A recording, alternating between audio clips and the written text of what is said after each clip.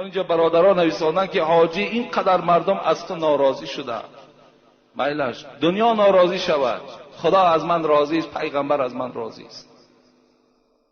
این منبر جایی هست که باید هم از من راضی نباشد.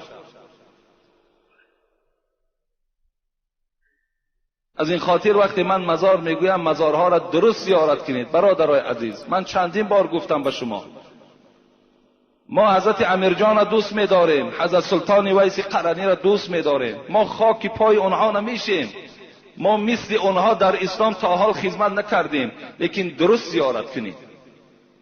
میهمانا در همینجا حضور دارن، از راحتی آمدن، 20 نفر زیاد هستن، از دیروز همراه ما هستن. خود همینا حکایت کردن، حاجی میرزا نمیگه، اینا حکایت کردن زنی را دیدیم، دو زن با سری لوچ دیوالهای حضرت امیرجان را در دیده هاشون میمالن و بوسه میکنن. آیا همین جایز است؟ همین درست است؟ خطان بها دهید. همون کسانی که از پس ما سخن میکنین، گپ میکنین، خطان آیا همین رفتن زن به مزار خودش درست است؟ آیا سری لوچ به پیش حضرت امیرجان رفتن درست است؟ خودتان حکم کنید.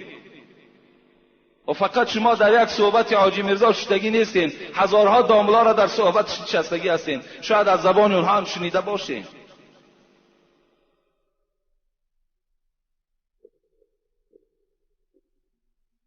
انشاءالله حضرت امیرجان از ما به نهایت راضی هست، به نهایت راضی هست که ما مردم را به راه درست دعوت داریم. برادرای عزیز، باز میگویم خیر احسانتان فقط و فقط برای برادرت کن، برای پدرت کن، برای مادرت کن، برای همسایه های فقیرت کن. امروز حضرت مولانا در دوشنبه ای میاسکمبینت دزیا در اونجا گوسفند میکشن، همین درست است؟ همین میاسکمبینتی که میگویه مثل همون مزار گوسفند کشی ندارد، در کدام جای کتاب هست؟ السلام علیکم حاجی محترم، من یک نفر مخلص دائمی شما، من به شما سؤال دارم و از شما التماس دارم که با سؤال من خود همین جمعه جواب گردانید. در ناحیه واسع زنی هست که دائم در اطاعت خدا است و میگوید که گویا در خانه‌اش فرشته ها از جمله بیبی فاطمه زهرا و بیبی عایشه صدیقه فرآمدند.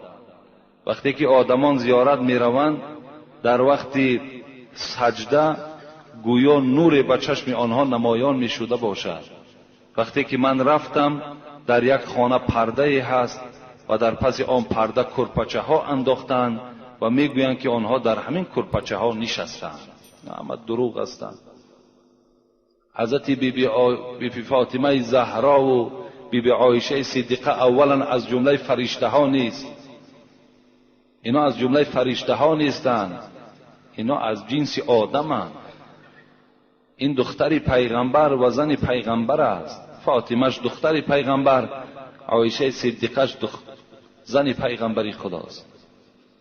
از این خاطر با این نوع زنهایی که این گونه دعواها دارند شما هیچگاه نزدیک نشوین. الحمدلله که امروز خیلی فهمیش شما بلند شدگی است. اگر باز به همین فهمیشاتون شما رفتن نزد همین خیل زنهایی که اینا جین دارن، اینا جینوره هستن، اینا بیمارن، یعنی جین خودش را در همه صورت در آورده میتواند مگر در صورت حبیب خدا در آورده نمیتواند. و این زنم از کجا میداند بیبی فاطمه زهرا چگونه صورت داشت، بیبی عایشه صدیقه چگونه صورت داشت؟ این جنها خودشون در همه صورت میدرارن، آدم گمراه میکنن. از این خاطر پیش اینها نروید، اینا تبابت هم کردن میتوانند و با این طریق تبابت کردن هم شریعت ما و شما حرام میداند. ان الله لم یجعل شفاءکم فیما حرم علیکم، خداوند در آن چیزی که حرام است در او شفا گذاشتگی نیست. از این خاطر الحمدلله امروز اینقدر طبیبهای ما وجود دارد، امروز در بین ما و شما اینقدر دعاخوانهایی که از قرآن دعا میخوانند، رقیه ها میخوانند، از اون جمله اینم دعاگوی مسجد ما و شما مولانا وجود دارد و دیگر برادرها اینجا وجود دارند که از قرآن با قرآن انسان تبابت میکنند. اینها را باور نکنین، نزد اینها نروید، زیرا گناهگار میشوین و همان غیرت مردی شما باور که از بین دور میشود. اینم نوعی از همون حاجت طلب کردن از مزارهاست، مثل همونها هست. چگونه مردم امروز گمراه کردن که بعضی از پیشواهای ما و شما گویا که این مزارها را میبینن و مزارها با اونا صحبت دارن، اون جن هستن، همش بیچاره گمراه میشود.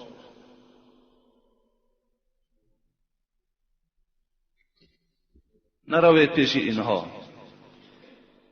السلام علیکم اکای حاجی میرزا، زنها بی مشکل کشا میکنند، درست است یا نه؟ من به همه شما یک سخن میگم، همت آگاه باشین برادرای عزیز. من هر یک سخنی که برای شما میگم وای سند دارد، وای دلیل دارد. من از پیش خود هیچ صحبت کردن نمیتوانم، زیرا این صحبت های مرا تمام جمهوری گوش میکند و در هر یک فتوایی که من برای شما میدهم من در نزد خدا مسئولم، جوابگرم. شاید که من از شما دیده از خدا بیشتر ترسم، شاید. از این خاطر من آن چیزی که میگویم فقط برای آبادی اسلام است، برای پیشرو اسلام است، برای بیدار کردن شما است. از این خاطر فقط و فقط مدد از الله پرسید خلاص. نه پیش مشکل کشا روید، نه پیش مزارها روید، نه پیش فلانی روید. هیچ کدام اینها، قدرت اینها هیچگاه به قدرت الله برابر شدن نمیتواند. خداوند میگوید من انسان ضعیف آفریدم. انسان ضعیف از خودش. این زنهایی که مشکل کشا میکنند، آخه مشکل کشا فقط پروردگار است و خلاص، دیگر هیچ کس مشکل ما را کشاده نمیتواند. به خدا قسم آنقدر مهر و اعتقادی که شما به همان مشکل کشاها دارین، به همان مزارهایی که دارین، اگر یک نصف همون را به خدا قسم به الله ببند، همه مشکلاتی تو کشاده می شود. تو یک شب خیز از تحت دل 2 رکعت نماز خوان، یک ساعتی 3 یا 4 شب برای خودت اختیار کن. چه مشکلاتی که داری همه پرابلمات پیش پروردگار ده حواله کن. بگو ای پروردگارا، خود گفتی نحن اقرب الیکم من حبل الورید، من از رگ گردن دیده به شما نزدیک هستم. مادامی که با ما نزدیک باشی، من راز دارم، من پیشنهاد دارم. ای پروردگار همین پیشنهادهای مرا حل کن. کنی بین همون مشکلاتی تو حل می شود یا نمی شود. کنی یک تجربه گذرانیم. ما هر چی یافتیم از یاردم الله یافتیم و هیچ کس تکیه نکردیم. همه اینا باطل هستند. نه مشکل کشا رویم، از هیچ کس مدد طلب نکنیم، فقط از الله مدد کنیم.